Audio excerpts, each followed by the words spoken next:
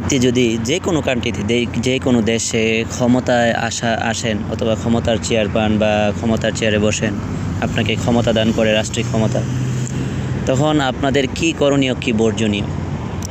তো দেখেন, অনেক কান্ট্রিতে অনেক দেশে কিছু কিছু মানুষ ক্ষমতায় আসার পরে যে ভুলগুলা করে, যে এক নম্বরে তার মধ্যে এমন একটা অহংকার ঢোকে, সবাই না, কিছু কিছু ক্ষমতাশীলরা, যে সে মনে করে তার এই শক্তি, তার এই ক্ষমতা তার থেকে জীবনে আর তার থেকে কখনো মানুষ নিতে পারবে না, তার থেকে কখনো মানুষ কেড়ে নিতে পারবে না, বা কখনো এই ক্ষমতা তার থেকে যাইবে না।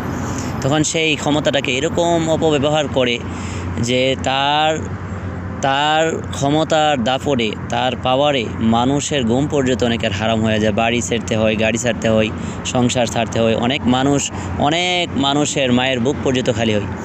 ক্ষমতাকে এমন অপব্যবহার করে যে বলার বাইরে।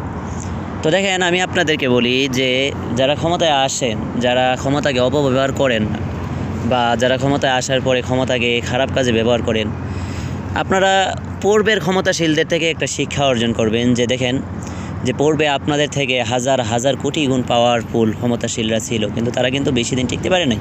ক্ষমতা কিন্তু চিরস্থায়ী না। যে জিনিস চিরস্থায়ী না, ওই জিনিস নিয়ে অহংকার করা ঠিক না, বা ওই জিনিস নিয়ে এরকম কোনো ওই পাওয়ারটা নিয়ে এরকম কোনো কাজ করতে নাই যে কাজটা করলে পরবর্তীতে ভবিষ্যতে আপনার ক্ষমতা যখন আপনার থেকে চলে যাবে, বা ক্ষমতা আপনার থেকে মানুষ চিনিয়ে নেবে, তখন আপনার নিজে বেঁচে থাকাও যেন কঠিন না হয়ে পড়ে, বা এমনকি আপনার ফ্যামিলি পর্যন্ত বেঁচে থাকা যেন কঠিন না হয়ে পড়ে। এরকমভাবে দেখেন, এই কাজগুলো না করা আমি মনে করি এক একটা ক্ষমতাশীলদের জন্য ভালো, উত্তম। আর যদি ভালো কাজে ক্ষমতাটা ব্যবহার করেন, তো দেখবেন যে পূর্বে যারা ক্ষমতায় ছিল, বর্তমান যারা ক্ষমতায় নেই, তাদের মধ্যে অনেক মানুষ আছে যে এখনও ক্ষমতা তাদের হাত থেকে যাওয়ার পরেও অথবা মানুষ চিনে নেওয়ার পরেও তারা কিন্তু অনেক সম্মানে বসবাস করতে পারে। বরঞ্চ ক্ষমতা থাকা অবস্থায় অনেক ক্ষমতাশীল লোকরা আছে, ক্ষমতাকে এমন ভালো কাজে ব্যবহার করে, যখন তার থেকে ক্ষমতা চলে যায় তখন তার আরও সম্মান আরও বেড়ে যায়। কারণ সে ক্ষমতা থাকা অবস্থায় তার ক্ষমতা, তার পাওয়ার, তার টাকা পয়সা, তার শক্তি এমন ভালো কাজে ব্যবহার করছে, হাজার হাজার লক্ষ কোটি মানুষের অন্তর সে কেড়ে নিছে। এই জন্য মানুষের অন্তর, মানুষের ভালোবাসা, মহব্বত তার হাত থেকে ক্ষমতা যাওয়ার পরেও কখনো কমে না। তো এই জন্য ক্ষমতা পাওয়ার পরে এরকম কোনো কাজ করবেন না যে কাজগুলো করার কারণে আপনার ক্ষমতা যাওয়ার পরে আপনার নিজে বেঁচে থাকা কঠিন হয়ে পড়ে, অথবা আপনার নিজের ফ্যামিলি বেঁচে থাকা কঠিন হয়ে পড়ে, এরকম যেন না হয়। এরকম কাজ করা উত্তম আমি মনে করি। প্রত্যেকটা ক্ষমতাশীল ক্ষমতা আসার পরে যে যেন ক্ষমতা যাওয়ার পরেও মানুষের কাছে, দেশের মানুষের কাছে, রাষ্ট্রের মানুষের কাছে, তার গ্রামবাসীর কাছে যেন সম্মান তার আরও বেড়ে যায়, তার যেন নিরাপত্তা আরও বেড়ে যায়, যেন মানুষ তাকে প্রচুর প্রচুর সম্মান করে, এবং আরও দ্বিতীয়বার অথবা আরও বারবার তাকে ক্ষমতায় মানুষ দেখতে চাই। এরকম ভালোবাসা, মহব্বত প্রত্যেকটা মানুষের অন্তরে জায়গা নেওয়ার চেষ্টা করবেন, কেড়ে নেওয়ার চেষ্টা করবেন। তা চিরস্থায়ী না, ওই যেই জিনিসটা চিরস্থায়ী থাকে না, ওই জিনিসটা নিয়ে এরকম কোনো অহংকার করতে নাই। যেমন আপনি দেখেন, এক মানুষ কি জন্মের পর থেকে কি ক্ষমতার চেয়ার রাষ্ট্রিক ক্ষমতার চেয়ার না, বা রাষ্ট্রিক শক্তি, বা রাষ্ট্রিক তাকে পাওয়ারফুল বা তাকে বিচারক বানিয়ে দেয় না। একটা পর্যায়ে আপনার নিজেরই কিন্তু ক্ষমতা ছিল না, বর্তমান আপনারা আছেন, কিন্তু একটা দিন আপনার ক্ষমতা থাকবে না।